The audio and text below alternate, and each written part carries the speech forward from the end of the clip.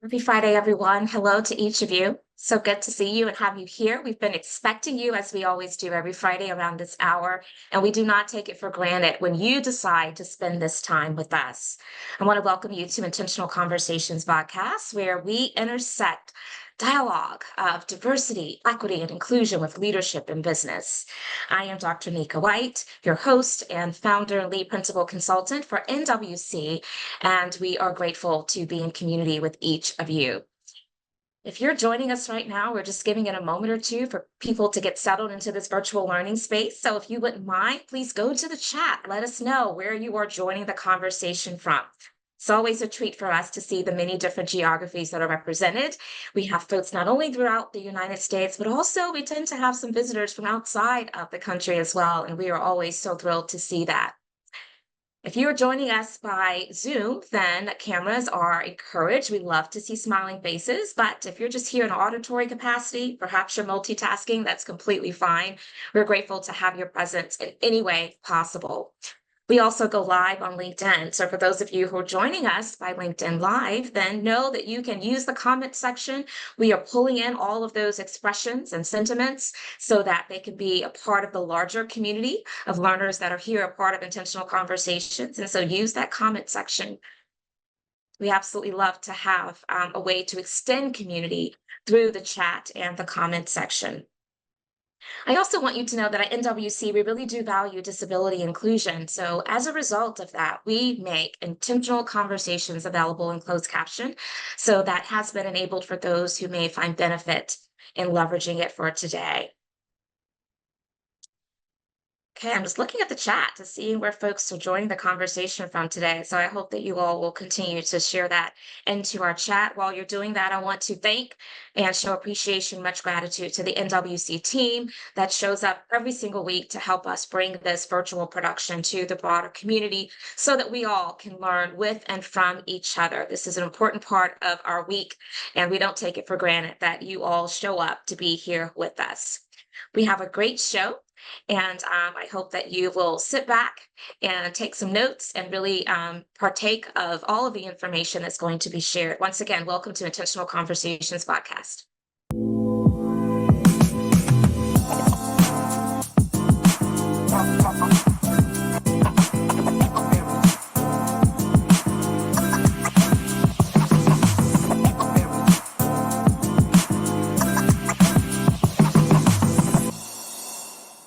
Let the conversations begin, and that's precisely what we're about to do. If you're just joining, I am Dr. Nika White. My pronouns are she, her, hers, and you are a part of the Intentional Conversations podcast. As we normally do every week, we take a moment just to share some information, particularly around some of the national observances that many organizations and individuals are taking part in. And so we're still in the month of July. July is Disability Pride Month. And so if you aren't aware of that, I wanted to make sure I put it into your hearing. Let's continue to stand in solidarity with the members of the LGBTQIA plus community. And of course, let's make sure we're considering the intersectionality of people with disabilities as well. That's part of the LGBTQ community. July is also BIPOC Mental Health Awareness Month, and we cannot talk enough about mental health. It's so incredibly important for us to make sure we're checking in with ourselves, with our friends, our families, our colleagues, and we really are encouraging that mental strength, and that comes with breaking the stigma. So I hope that you will continue to do your part in helping to break the stigma, not just in this month, but every single month, every day, every time that you get an opportunity, because it's just that important. Now, I've been sharing with this community for quite some time that we have a number of LinkedIn learning courses that are out there in the public domain, ready for anyone that's looking to take a deeper dive into topics related to diversity, equity, and inclusion. I have a new course coming soon, and it's so timely for all that we're seeing right now that's happening in society, especially around the need to be very cognizant of how do we create a level of civility within the workplace during a time where there's so much social complex issues that are creating a lot of anxiety for people. And so I hope that you will stay tuned for more information about the release date of that one. But in the interim, there are 3 other courses that are out there that I encourage you to take advantage of. Now, I would love to come to your organization, come to your book club gathering, and to share information about Inclusion Uncomplicated, a transformative guide to simplify DEI. That is book number 3 that I released in 2023 at the end of January with my publisher, Forbes Books. And I have an exclusive offer right now that I'm making available, and it is only until the end of July, but it is a free or complimentary fireside chat with me, yours truly, the author, as long as you purchase a minimum quantity of books that I will, of course, make available at a discounted bulk rate to you. So scan that QR code. Let us know if you're interested in grabbing one of those dates, and I look forward to hearing from you. Also want to remind you that there's multiple ways in which we like to get information out to our broader community about all things that are going on relevant to NWC. So if you are interested in being added to some of those distribution lists, including our text list, which we've just added as part of our marketing strategy, we would love to have your information. So scan that QR code. We will not inundate you, but for those who like to get their content in this manner, this is just a way for us to accommodate for that. We are booking for Q4 host for Intentional Conversations Vodcast. Many of our guests have come by way of your recommendations. So we ask that if you have a great recommendation that you feel like would add value to this community, then let us know. You can simply do that by emailing my colleague, Amora Carter, at amora@nikawhite.com. And for those of you who may not be aware, I see some new names today that have joined us for this particular episode of our podcast. We also extract the audio from our podcast every week, and we make it available in a podcast capacity for wherever you like to get your podcast content. And so that is an added value benefit to those who just like to listen to this type of content while they're driving or in the gym, whatever the case may be. But want to make sure that you are aware of that option as well. Now, this is a great opportunity for me to give you a little bit of what you have to look forward to in the upcoming weeks for Intentional Conversations guest co-host. On Friday, July 26th, we'll be welcoming Dr. Erica Wallace to the conversation. So I hope that you mark your calendars to plan to join us for that week. And then following, as we kick off the month of August, I'm so excited that my friend Daisy Dominicaz is going to be joining us. And that's going to be a really rich conversation as well. If you do not currently follow Daisy, make sure you do so. But that's kicking us off for the month of August. Now, it does me great pleasure to take an opportunity to actually formally introduce today's guest co-host. For those of you who've been with us, you know that I like to do this because it's a way to ensure you all are aware of the accolades, the credentials, the experiences that our guest co-hosts show up to Intentional Conversations Vodcast conversation with. And I think that's really important for all of us. So I'm going to read the formal bio, and then I'm going to stop sharing my screen and bring on our guest co-host. And then we are going to be in really rich and deep conversation. So I look forward to that. Dr. Sayantani DasGupta is a faculty member in the master's program in narrative medicine, the Center for the Study of Ethnicity and Race, and the Institute for Comparative Literature and Society, all at Columbia University. Originally trained in pediatrics and public health, her work has appeared in journals including the Lancet JAMA Pediatrics, the Hastings Center Report, Literature and Medicine, Teaching and Learning in Medicine, and the Journal of Medical Humanities. She is an associate editor of the journal Literature and Medicine, and her current interests are in issues of narrative humility in medical education and practice, racial justice and health, diaspora studies, and science fiction health futurities. She is also a New York Times best-selling children's author.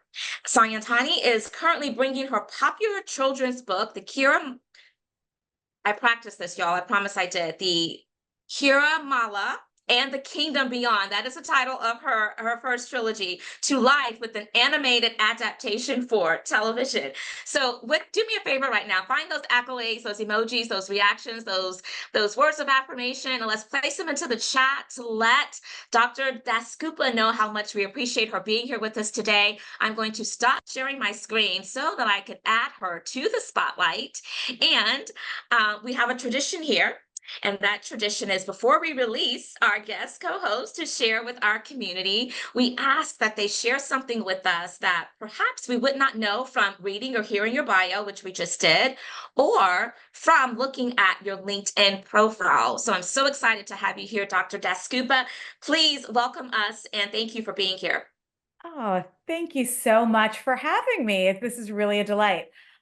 So I thought I knew what I was going to share, that the surprising anecdote that you wouldn't know. I was going to share something about my writing. I was going to share something about being a Jane Austen fan, but I'm looking out my window and I just saw my dog go by. So I will share with all of you something utterly trivial, but maybe that some of you can relate to, which is that last night, late at night, my dog just got skunked, and the only thing I had in the house to bathe him with was, you're supposed to bathe them in tomato sauce. I had like an organic mushroom marinara. So I've been picking tomatoes and mushrooms out of my shower for the last day. I So, will say that is creative solutioning. I love that. that's right. It's all about finding creative solutions to challenging problems in our world. Yes, I love that. And I was not aware that tomato is what actually does it. So that's really interesting. Apparently, indeed. But I just saw him go by and I had to share that because I'm wondering whether or not he still smells, like lavender with hints of skunk in it. But there we are. There we are. There we are. Thank you. Thank you so very much. So I'm going to jump right in. And one of the things that we like to do here, Dr. DasGupta, with our podcast community is that we know that many people that show up for this conversation, they are advocates, champions of all things diversity, equity, and inclusion. And so in consideration of that, it feels always important to us just to hold space for some of the prevalent information that's made its way into the media over the course of the week. And I am very much holding top of mind the news of SHRM and how they have made a very public decision to remove equity as part of how in which they talk about diversity and inclusion, and they are centering inclusion. And so on the surface, many people would think, okay, well, what's the big deal? But for those of us who are deeply kind of ingrained in this work, and we know that we really should be centering equity because that really is the main outcome and the significance and importance of it. There's been a lot of criticism around this. And I just want to hold space for that and see if you have any thoughts and reactions. And I certainly understand that we're probably going to talk a lot about, I know we will, a lot about how much you value equity and it shows up in your Mhm. work. But I just want to acknowledge that. Any reactions that you have that you would like to socialize with this community? Well, thank you so much for asking me that. And Dr. Nika, I think that that's why your work in the work of this community is so important because I feel like we are at a real kind of historical crossroads, right? And I think a lot of us are feeling that way right now in this country. Um, which is why I kind of started with a humorous and light anecdote, because unfortunately, we're living through a not particularly light moment, where many of our communities feel um, not just neglected or forgotten, but under active attack. And I think that some of these moves to take away language, like the language of diversity or the language of equity, really is about an active attack on the work that we do, but also our communities, as people, as human beings. And while that's, I think it's a bad move business wise, it's ultimately coming from a health perspective, it's ultimately unhealthy for us as individuals, but also for us Yes, as a society, right? absolutely. This is a deeply unhealthy move. Yeah, I totally agree. And I think that labeling it as unhealthy is accurate. And it's also quite kind, according to some of the criticism that people have been putting forth. But I appreciate your thoughts on that particular topic. And as you mentioned, this is a really hard time. Not only are we seeing very prominent organizations like SHRM putting out information to where they are pulling back from the equity nomenclature as part of how in which it's labeling its work. We're also seeing a lot of large brands like Microsoft and John Deere that came out just recently this week also with very public statements about pulling back from a focus and commitment and support of DEI. And so I just want to take this opportunity not to belabor this topic, but to hold space for it and to just say that for all of you who are listening to this, whether it's now or later in the future, and you care deeply about this work and you're feeling some of the pressure and some of the pain from what we're seeing that's happening. I just want to say you are not alone, and I want to validate some of maybe the anger and the discomfort that's coming up, and just let you know that there's so many others that are still going in deeply to commit even harder. And so while the noise may be around the negativity, again, let's not get so caught up in that noise that we pretend to believe that there are no longer any more advocates, champions, and those who Mhm. are going to continue to sustain their commitment to DEI. So I think that's just an important message to amplify. Okay, so I want to jump Absolutely. right in, and I would love to talk about your journey into being a best-selling children's author. So tell us what inspired you to write your first trilogy and why the representation is important in terms of children's literature. Well, in fact, it's very related to our conversation just now about diversity and representation. So, Toni Morrison has that beautiful quote that says, if there's a book you want to read and it hasn't been written Right? yet, then you must write it. Right. Yes. And so I wrote my first trilogy because Toni Morrison told me to, not in person, but through that quote. And I love that quote so much that I share it with you know, children that I visit, whether it's a second grader or a graduate student, right? I think that idea that we all have the power and the responsibility to tell our stories is a critical message for people of all ages, right? Whether you're a professional writer like I am, or whether you're simply telling your story in your life, going through your life. And so when I was growing up, I'm an immigrant daughter. My parents came from India to this country. I never got to see myself in books or in media or movies, kind of in the public. And I got the message that if no one like me was in books or movies or media, then maybe someone like me was not worthy of being a hero, even of my own life, right? And that kind of really painful message took me years to disentangle, right? It's a message about structural racism.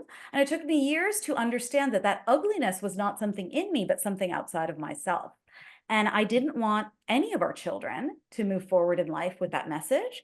And so when I had my own children and they were experiencing the exact same lack of representation, and I will kind of put it out there in medical terms, narrative erasure, when you're erased from the story, it's a Right. kind of psychic violence, right? When Mm, we talk about mental health, so narrative erasure is a psychic violence that I experienced.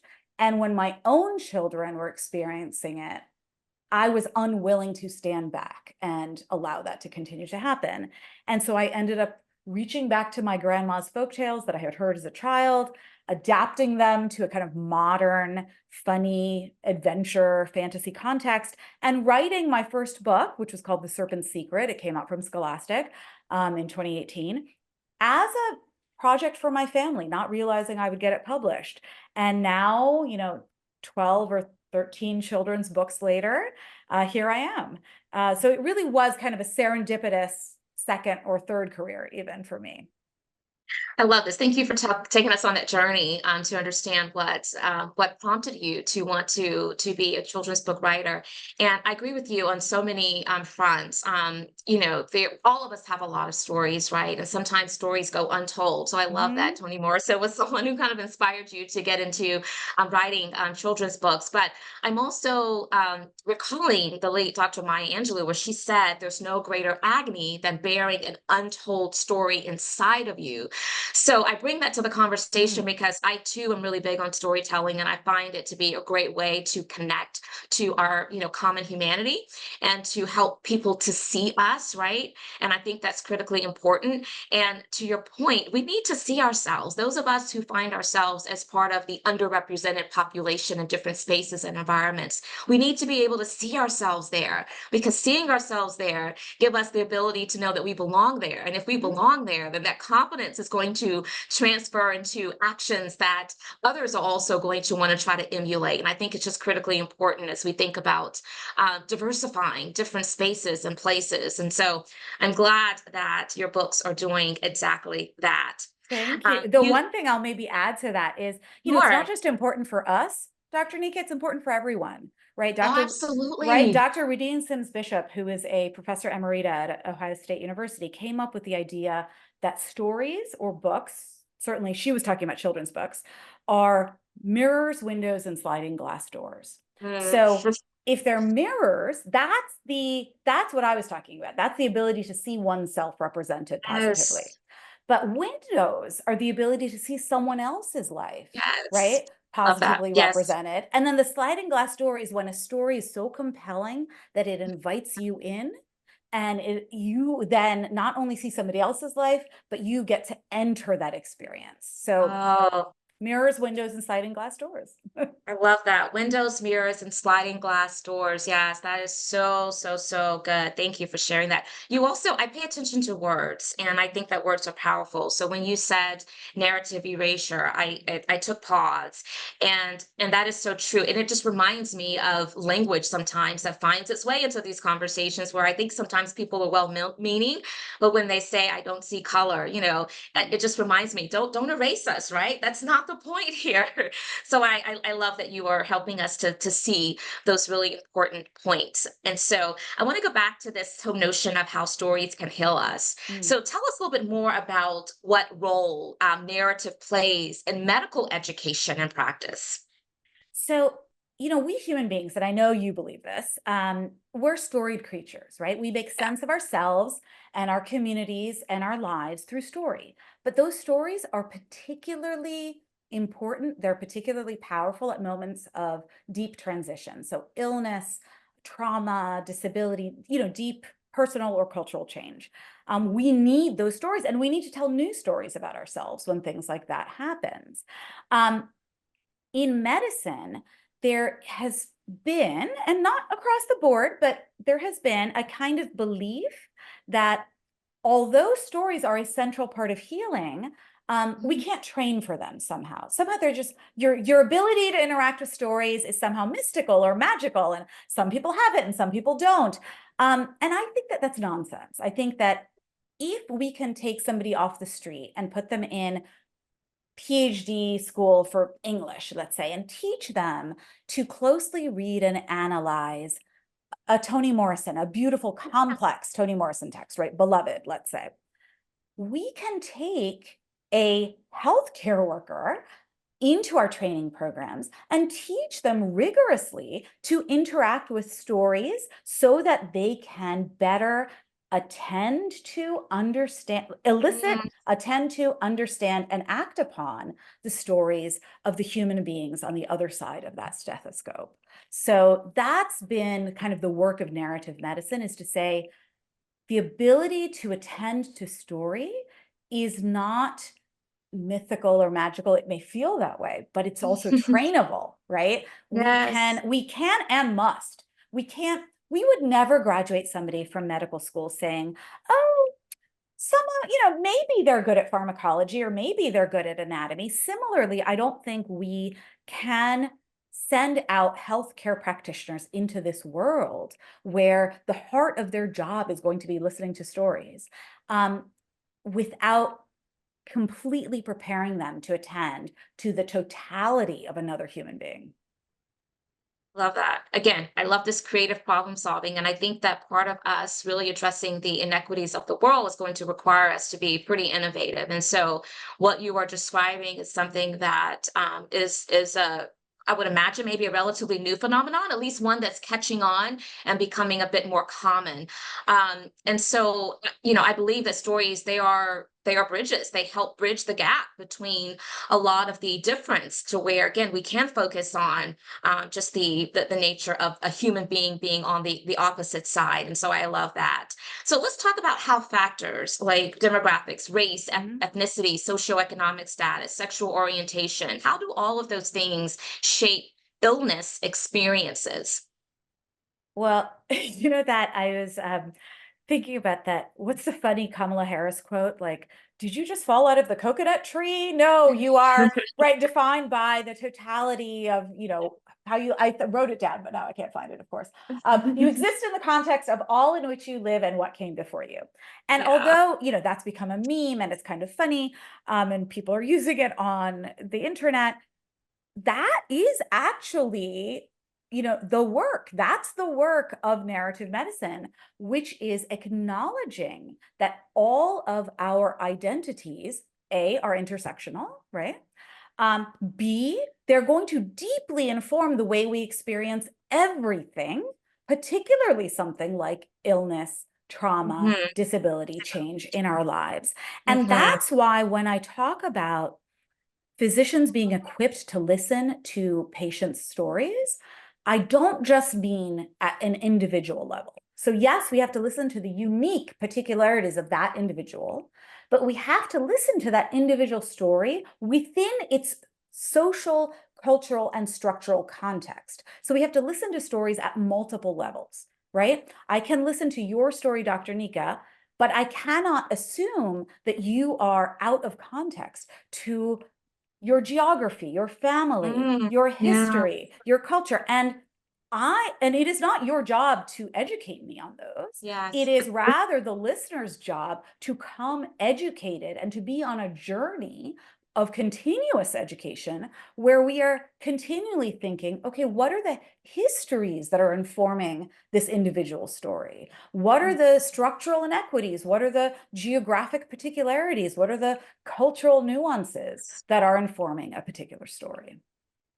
So good. And unless someone is taking that responsibility, to your point, and really helping to build up their knowledge base, and become, practice cultural humility and Mm, build up their cultural intelligence, it's going to be hard for people to really relate at an optimal level mhm, across difference. And so, because we then will make assumptions, right? mhm, And so I think this is so important, not only just to the day to day relationships and interactions, but also to many different industries like medicine, where it becomes so critically important. It could be like a life and death type of situation.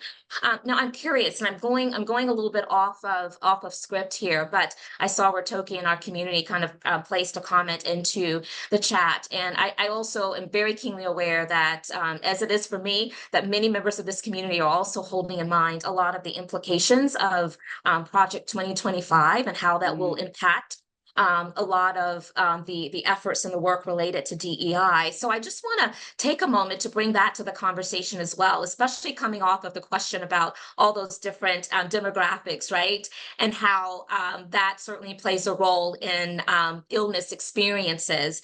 And so, what are you seeing, or what are you hearing within the medical profession, if anything, relevant to concerns about Project 2025? And again, how some of those DEI initiatives are going to be done away with. You think that's going to impact a lot of how, what you're talking about is this really innovative way of helping to really drive towards health equity and servicing all types of people. I'm worried. I'm worried just like the people in this community are worried. And I Yeah. think it's not, I think Project 2025 is, in a sense, it's, good that it's out there on paper because we can confront what it Right. really is, right? Very true. But that backlash, that anger, that movement, it's been happening, right? It's been happening with the Supreme Court. It's been happening with lower courts. It's been happening with a kind of fear to even say the word diversity or equity or inclusion in all sorts of spaces, educational spaces, corporate spaces, hiring spaces, and medical spaces, uh, kind of broadly throughout society. We are seeing the kind of anger and violence against our communities manifest in these ways. And I think what you said at the beginning of the podcast so hit home for me, which is, um, yes, these are troubling times, but we heal us, we protect us, right? It's this idea that just because these forces are out there, they weren't born overnight. These forces have been out there, Right. right? Right. But so Yeah. have we. We have been Yes. here before. We have lived through, there's a wonderful Indigenous kind of scholar and colleague who often says, we have lived, and she's talking about her community, but she's saying, we have lived through apocalypse, right? Yes. And we have come out, we are here, we are still here. And so that's, the hope that I want to hang on to is the force of this community building.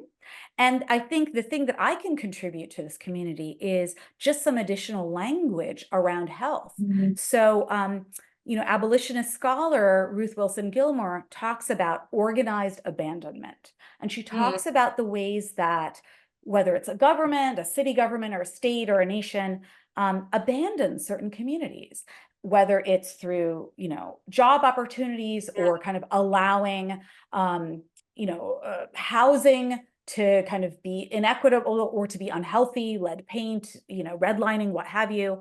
yeah. Um, and the language that I think I will give as an alternate, as an answer to what Ruthie Gilmore calls organized abandonment is to say that all of those things are the work of health. Mm, mhm, So let's write health broadly, right? The yeah, ability to live in a way that your children are safe is health. The ability to access affordable and healthy foodstuffs is health. The ability to be free from violence, whether it's mm, rhetorical or physical, is health. oh, And so all of us are in the work of improving our individual health, our community's health, and our national health. And I think that these Project 2025 and similar kind of reactionary impulses, they are like illness, right? And we have yeah, to vaccinate ourselves against despair, right? Despair is yeah, what they're seeking to do. We have to vaccinate ourselves against yes. despair and really, come together in the seeking of kind of a broader sense and a more just sense of health. That is so well stated and a lot to chew on. And I thank you for your boldness and helping us to connect the underlining connection point of health to all of these other issues, such as the way that you named them. And when you said we need to vaccinate ourselves, I think the best thing we can do is to make sure that we are educating ourselves and we are very much aware and on top of what Project 2025 is exactly, what is entailed in it. Because, like you said, this has been going on for quite some time. And not only has it been going on for quite some time, but there is clear evidence that those plans are being executed because we're seeing the end result. And so there are two words that I have been using to describe Project 2025. The first one is terrifying, and the second one is impressive.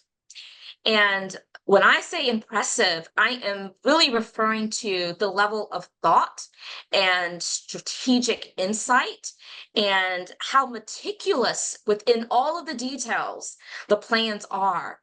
And I think that's a message for us as well. We can't sit back and just think that this is not really going to unfold. And so it's creating a little bit of risk for many of us that are in the space of DEI to speak up about it, but it is so necessary. So anyway, I'll get off of this topic, but I do want you to, if you aren't familiar with Project 2025, to make sure you're researching. Resources abound right now. They're no longer hiding it. It is very much out front and Yeah. center. And so make sure that you are on top of all of that knowledge. Okay, so I want to move ahead, and I want to go back to the storytelling and the really importance again from a medical practice perspective. What steps can we take to create a healthcare system where all patients feel heard, respected, and understood?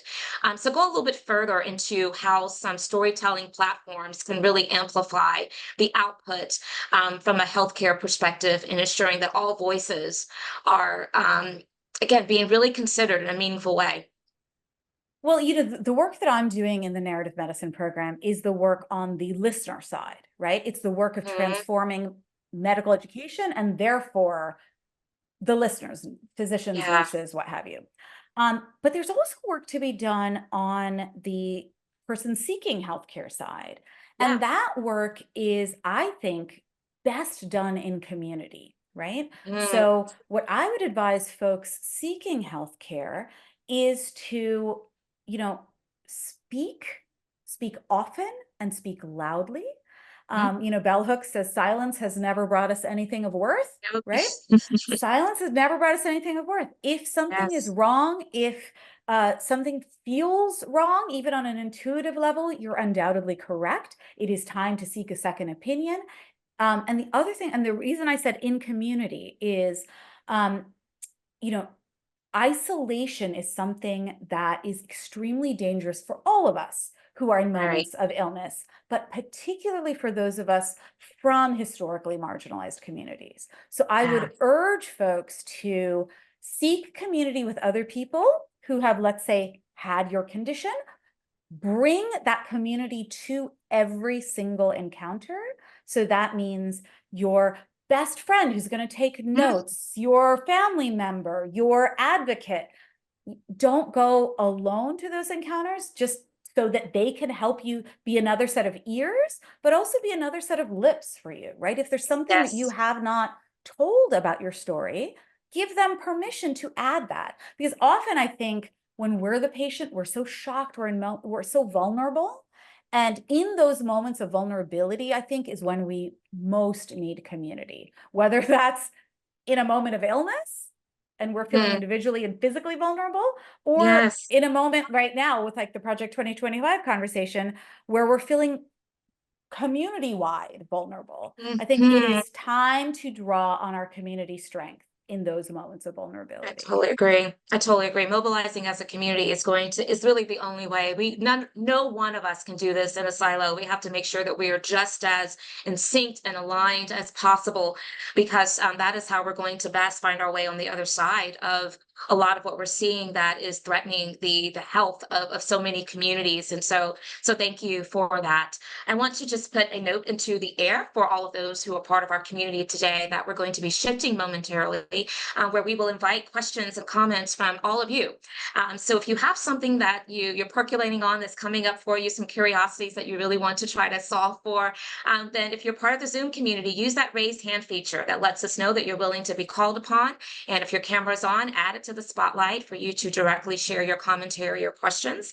Or if you would like to just place it into the chat, we'll make sure that we will, in the allotted time, address as many of those questions as possible. If you're on LinkedIn Live and that's how you're connected to today's show, then you can go to the comment section. We are watching that closely. We're pulling it back in to the broader community, and we will take your questions and comments as well. While you're percolating on that, I'm going to go to the next question for Dr. Sayantani. And what I want to understand now is, we've talked a lot about the importance of it. I think that's been well seated. But what are some practical steps? We talk often about the practicality of this being so critical. Let's make it plain, right? Let's uncomplicate it. So what are some practical tips that you can offer for incorporating storytelling into healthcare experiences, whether it's as patients, practitioners, or as champions and advocates?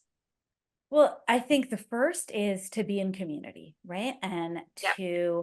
so bring your advocates to your healthcare encounter, bring that note taker, give them permission to tell your story.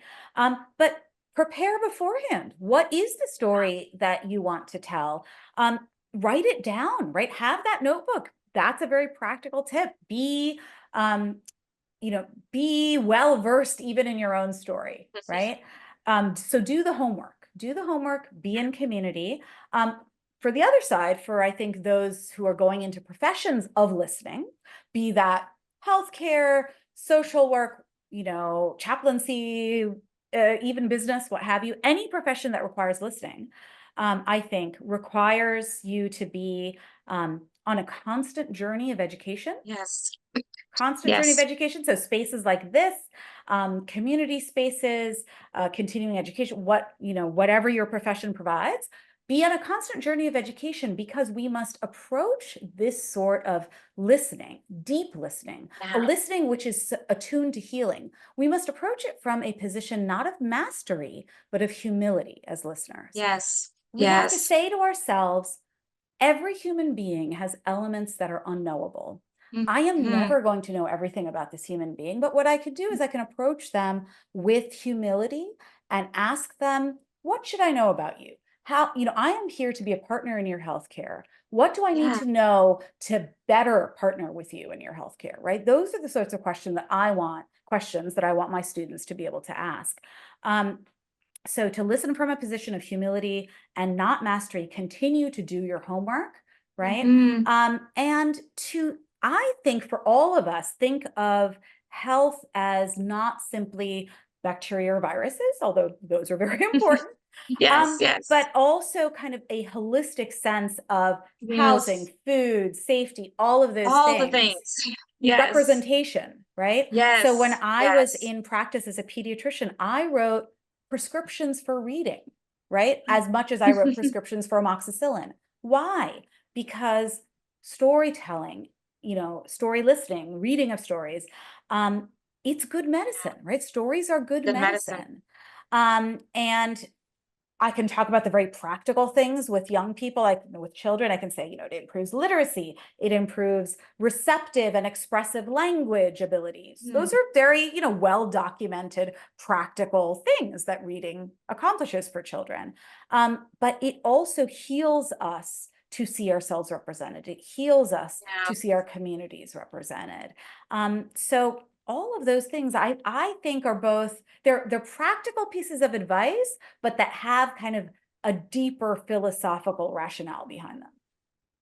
I love that. And when we think about all the determinants of health, it speaks directly to what you said about we need to be more sophisticated in how in which we talk about health and how in which we think about health and really make sure that it's from a holistic perspective. I think that's a big takeaway that I know I am walking away with from what you just shared. So I'm not seeing any hands raised, but I do want to go to another question because I feel like also examples are a great way to help people to connect with new information or information that perhaps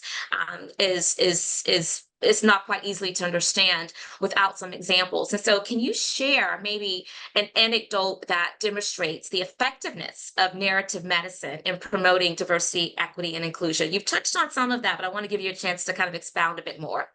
So a number of years ago, I did a TED talk on narrative humility, and this anecdote is a part of that talk. So if people want to go look it up, they can hear me We'll place probably it into the chat. expound on it, but, longer. I have two. I have one that's more about children's literature and representation, and one that's on narrative humility. But anyway, in the first one, I told the story of messing up and not listening and not being a good listener as a Mm, young pediatrician myself. So I was treating a child for an ear infection. um, I prescribed amoxicillin, which is the medicine that you give. mhm. The child wasn't getting better. They kept coming back to me, earache, fever, etc.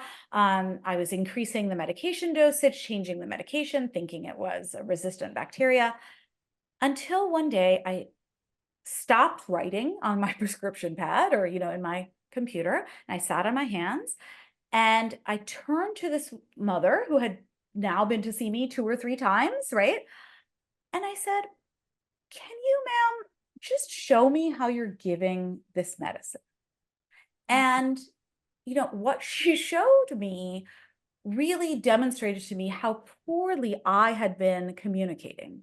She said, Mm, "Okay, doctor, I take the medicine in the syringe," and she kind of showed me drawing up the right amount, the right milligrams mhm. of medicine. And she said, "And I put it, and I give it to my child." And she made this gesture.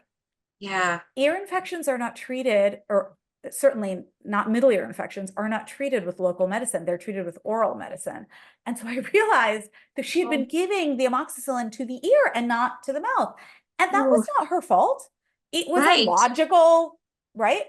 But Wow. if I had approached that situation not from a position of humility, but from a position of anger or mastery, or like, oh, this ridiculous woman, if I had approached it from that sort of a position, either I would have never found out what was going on, I would have increased this poor child's dosage and allowed this disease to go on. But I think Yeah. a moment to step back and have a human moment and Right. say, "Me, how you're giving the medicine. You're the mother. You're the one who actually is the best doctor to this child. Teach me how you're healing this child."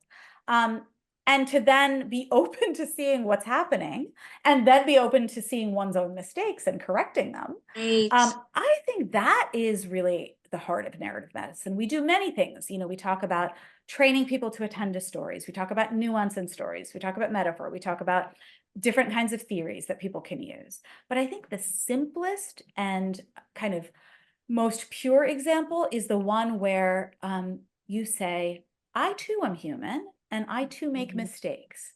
And that is, I think, the most powerful thing that a healer can understand and say about themselves. "I too am human. I too make mistakes. I am on a journey to learn and better care for you in partnership with you. That is so powerful, so powerful, so powerful. And I'm sure there's so many other stories like that, but yeah, it really does. It causes us to slow down first and foremost, right? Because I think that we live in a society where busy is glorified, and we're just constantly doing things to fill every second of the day. And sometimes the best solutioning is just in our ability to slow down and think about, what have I not considered so far? And And ask, that's and and ask. ask. Yes, and ask. And therein, that ask is where the answer lied all the time. And so, such a powerful story. Thank you so much for sharing that with us. Um, so you have some upcoming work I that you do. are dealing with right now, particularly around your teachings on listening across power. I would love for you to share with our podcast community. What does that entail exactly? What inspired it? And what can people expect if they were to be exposed to it? So, you know, this again, talking about the climate of the country right now and the world, I think we're really in a crisis of listening right now. I think we're in a crisis of not being able to hear one another's humanity. Mm, And the good thing is there are many professions in which listening has always been at the heart of our work. Narrative medicine is one of them, and medicine more broadly. Right before there were things like CAT scans and antibiotics in doctors' bags, we had the ability to show up and listen. Right, that was it. yeah, That was our healing power. So, right, medicine more broadly, narrative medicine specifically, and then there are fields like I have colleagues in oral history, I have colleagues in social work who came together with me to plan this class on listening across difference at Columbia. And we are going to be really looking at the ways that each of these disparate professions, and maybe other professions that I didn't mhm, mention here, um, enact listening, teach listening, yeah, and what sorts of lessons that sort of listening work can provide to people across the board, students across the board, um, faculty colleagues across the board. How can we all, at this moment, at this cultural crisis of listening, how can we fortify ourselves, right? With better listening skills. And what does that look like? What does that mean? And so mhm, we'll not just be lecturing, but we're actually going to be doing listening labs. I don't know if any of you mhm, took a science class and, mhm. you remember chemistry lab where you pour a beaker of Yes, this and a beaker of that and, something explodes. Um, we're going to be having practical listening labs where people will love that. practice the skill of listening and maybe Mhm. listening to people who have very different identities or opinions or politics than yours. What does that look like? What does it look like to acknowledge differences in structural power? Yeah. Right? Because listening is not an even playing field. And I think that the last thing I'll just add to this is I don't want to be too precious either about stories, right? Stories are healing, stories are good medicine, but they can Mhm. also be destructive.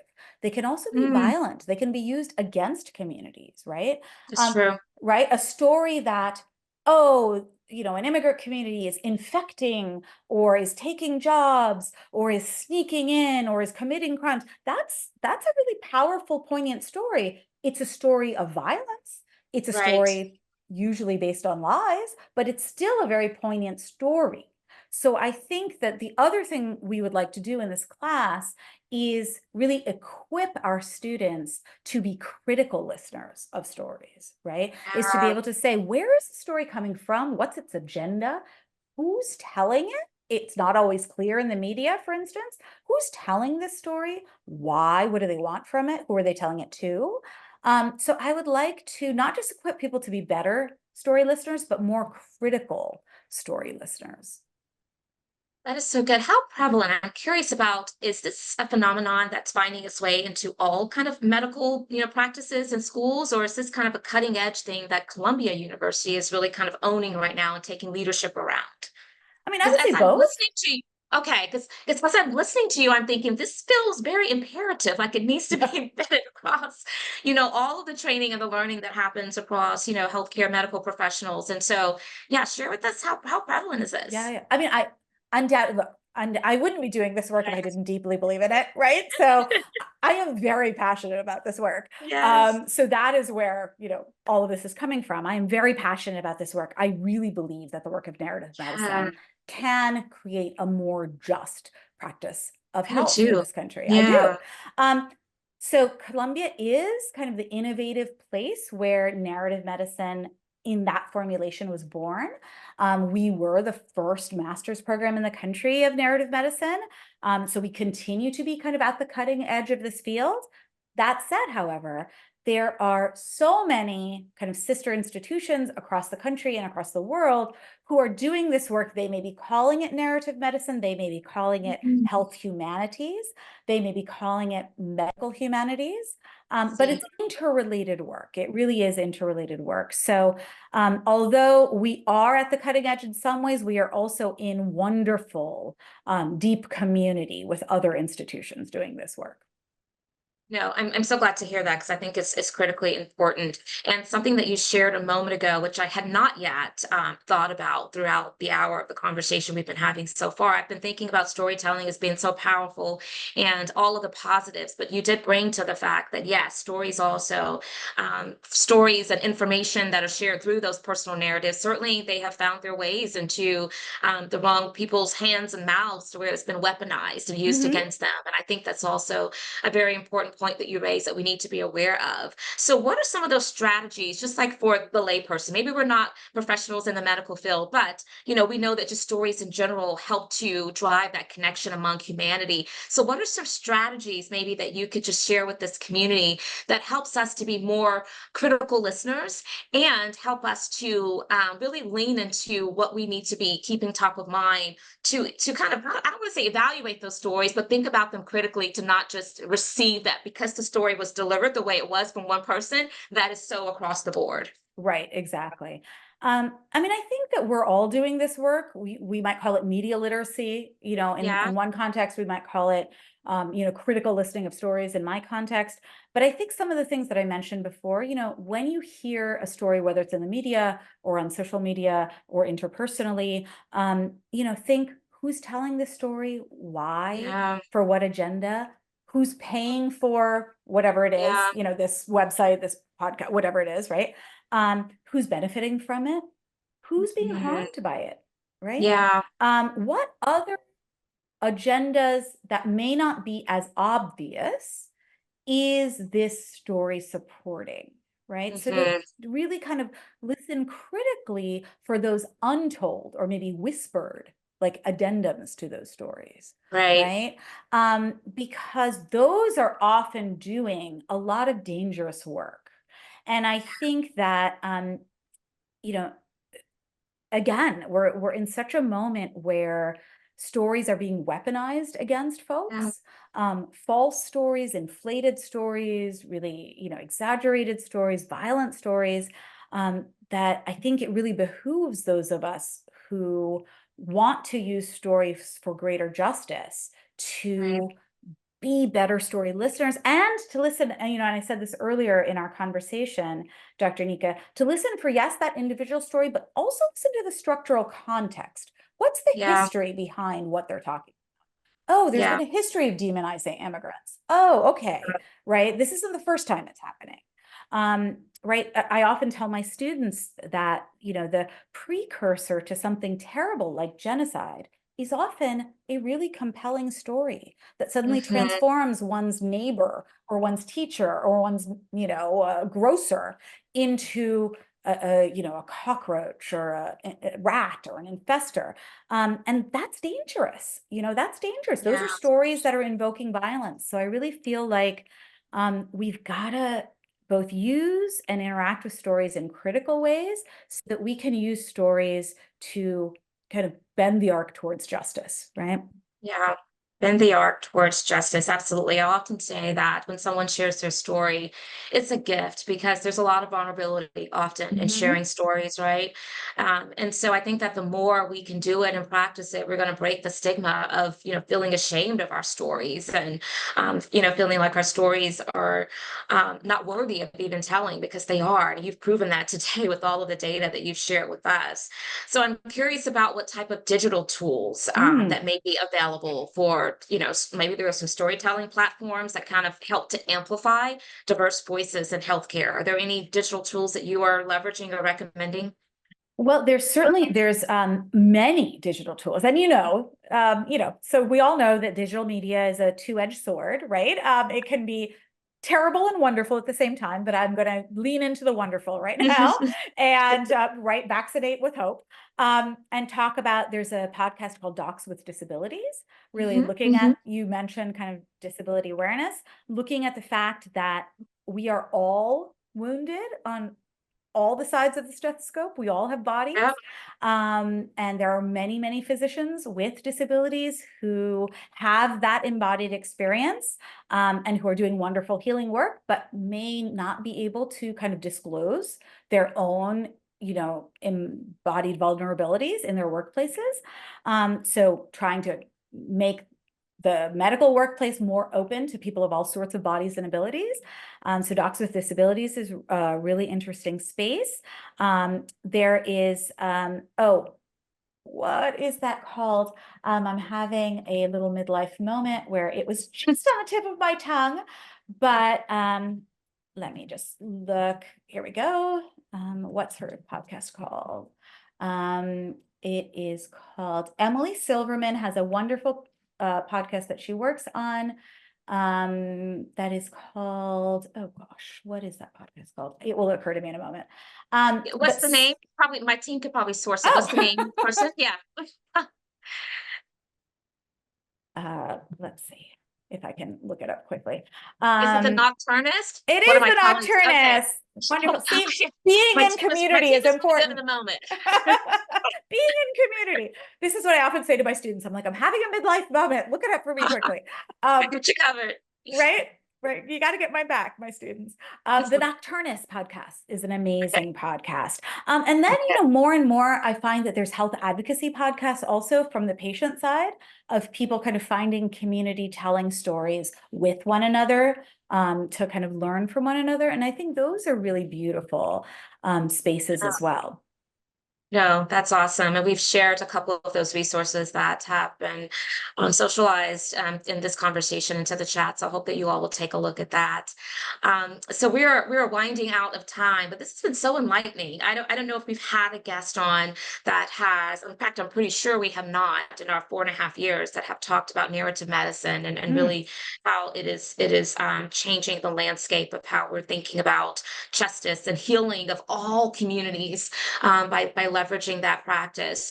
I want to give you an opportunity to close this out in whatever way that feels appropriate. I'm sure we probably could have gone on for another, half hour to hour or so, but is there something maybe that I have not asked you about or that we haven't talked about that you're having a lot of energy around that you feel is important to socialize with this community? If so, I want to just give you that chance to take the final time that we have to share with us. Maybe to end, kind of how you began, on a message of hope. So Mariam Kaba, Ruth Wilson Gilmore, Angela Davis, these are Mm, all scholars of abolition, who I've been looking to as I do this work that I've been calling abolition medicine, which is really asking myself, what does an anti-racist future of medicine look like? mm, And part of that is acknowledging our racist pasts of experimentation, eugenics, violence against communities, and rewriting healthcare for the future, dreaming. I in my abolition medicine class ask my students to dream forward what a perfect healthcare would look like, and not be afraid of dreaming, right? Because we have to dream it before we can make it be. We have to dream it into existence. right, And I right. think that maybe these terrible cultural moments of violence are also moments of great potential where we can protect us, where we can dream. At these moments of rupture, right, is where we can go through the portal, right? Arundhati Roy, who's a beautiful novelist and writer, talked about COVID as a portal. And I'm going to talk about this really cultural moment also as a portal, where we can actively together dream forward a more healthy world for all of us and not give in to despair, not think that because the reins of power may be in X person's hand or Y person's hands, that we are powerless, right? We are deeply powerful in community with one another. And I think that's the work of narrative medicine. It's the work of abolition medicine. And it's the work that we have in front of us, I think, as a community right now. What a great note to end on. Yes, dream forward. Thank you so much, Dr. DasGupta. We really appreciated all of your enlightening, insightful information. And I want to encourage all of you to stay in touch. Make sure that you're following Dr. DasGupta. And we hope to see you back here next week for another episode of Intentional Conversations Vodcast. Have a safe and healthy weekend. Take care. Thank you Bye-bye. so much. Bye-bye. Thank you.